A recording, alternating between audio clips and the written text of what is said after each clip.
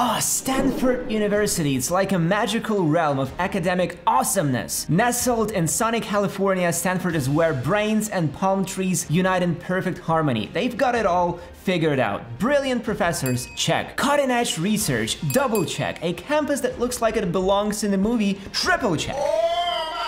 Yet there's one small problem standing in your way. 4% acceptance rate. But I want to see whether I can use ChatGPT to get high enough scores to pass. So let's not waste any more time and jump right into it.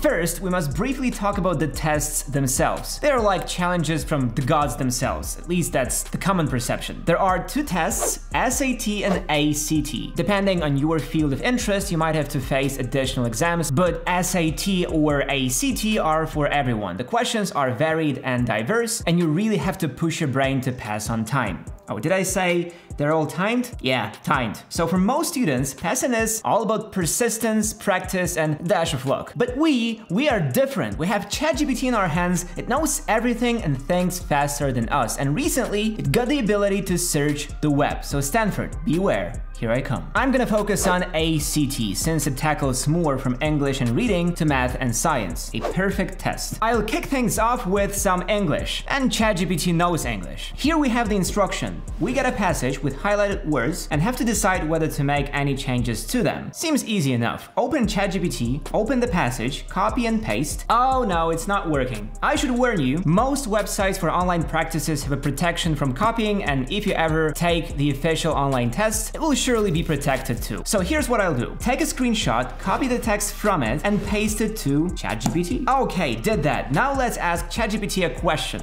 ChatGPT is confused, doesn't understand me. As I look over the questions in English, I see that all of them are layered and not really easy to explain to ChatGPT. These aren't just straight up questions, they are more about the language knowledge. Also, if you're trying to get into Stanford, you most likely know English well enough to pass, so we probably should move on to something like math. Here, everything is simple. Take a screenshot, copy text, paste it to ChatGPT, and select the answer. Yes, the process is simple, but you do have to keep yourself together. Relaxed. Be careful to select the necessary parts of text, leaving out everything that might confuse ChatGPT. ChatGPT gives detailed explanations to every calculation, which makes it a really good teacher. Maybe if you are preparing for the SAT test, using ChatGPT for learning is a good idea. You will not only get the answer, but understand how to think to get the right answer. But that's how it works with simple questions that are posed directly. When you get graphs or pictures, it gets less straightforward from there. ChatGPT can work with images, but it won't work with screenshots you take and upload to services that host them. So unless you know a working method, questions with pictures of any sort are out of the question. At least if you're not willing to manually come up with the explanation in a way to make ChatGPT understand and imagine something. Okay, here is another funny question. Look, I've sent the question to ChatGPT, got my answer, but it's too broad. ChatGPT suggests there are only 2 correct answers, so naturally I have to mark 3 answers as wrong ones. However, the website won't allow me since it knows there is only 1 answer here. So without you taking the wheel and making calculations yourself, you would have lost the point. Also, you have to understand that some questions aren't easy to copy and paste. For example, I had to manually retype certain questions to make it work, but while I was doing that, I figured that would have been easier for me to calculate it myself rather than typing. That's just how it is with math. That's all. It's finicky, don't forget that. But reading is a far more interesting section that just screams, use ChatGPT for me. And that's basically how it is most of the time. You get one big passage and a ton of questions for it. However, the passages are usually too big to be copied in one go, and you have to awkwardly copy the first half and then the second. Also, you have to explain to ChatGPT that there will be many questions regarding one passage, and you have to do that every time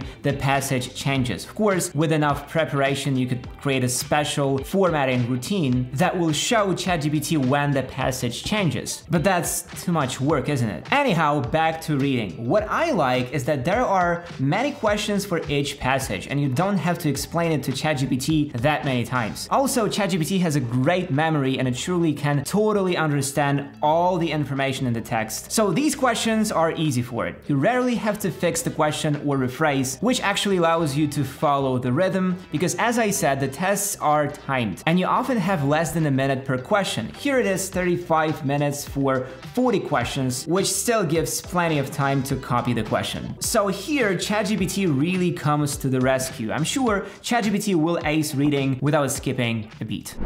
Now, science. Here's where access to the web could come in handy, and luckily, ChatGPT has that already, so it also should be able to go through all the questions in minutes. But how about real life? Well, with science, it's difficult. 35 minutes for 40 questions. This is gonna be intense. And the questions. Look at the first one. You got the passage, some text, and then a table with numbers. Explaining this table to ChatGPT will be a real torture. You'll have to think in advance and find a working way to feed tables into ChatGPT, because unless you do that, many questions from the science section will be unavailable. But okay, what about other questions? Tables with chemistry pictures, impossible to explain. Next, questions with pictures that explain stuff, that could work. Copy the text, paste, and ask the first question. And the answer is here. Not bad. Let me just check the box really quick. I'll save you some time and say that in the science section, you have to look for questions that can be answered by sheer knowledge and Googling them, where pictures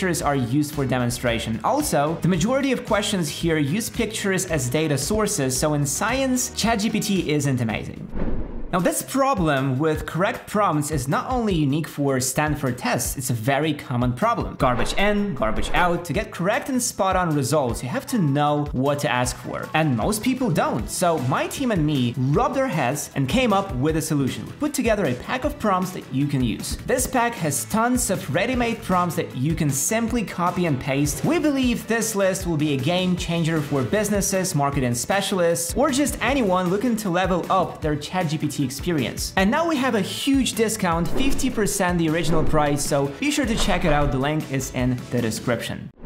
Now, how about finishing the SAT test already? The last section is writing, and this should be a piece of cake, especially for ChatGPT. We get the instructions on what to write about, so just copy that to ChatGPT and let it do its thing. Now copy the finished text into the form, do some formatting, clear it up, bit, and send. And the results are in. After examining them a little closer, I can definitely see that ChatGPT is powerful enough and smart enough to pass. It got almost all questions right, and the ones it didn't won't make you lose too many points. Of course, the quality of the responses directly depends on the quality of questions. If you know how to pose those questions, you're golden. You have to prepare ChatGPT in advance, train it to do what you need. If you are thinking you can just start the test, open ChatGPT and instantly hit the goal, you can't. The best you could hope for in this scenario is scoring well in reading and possibly in writing. But that's it. For anything else, you have to still be prepared. That's just how it is. AI is smart, without a doubt, but you have to use your own brain, come up with prompts, and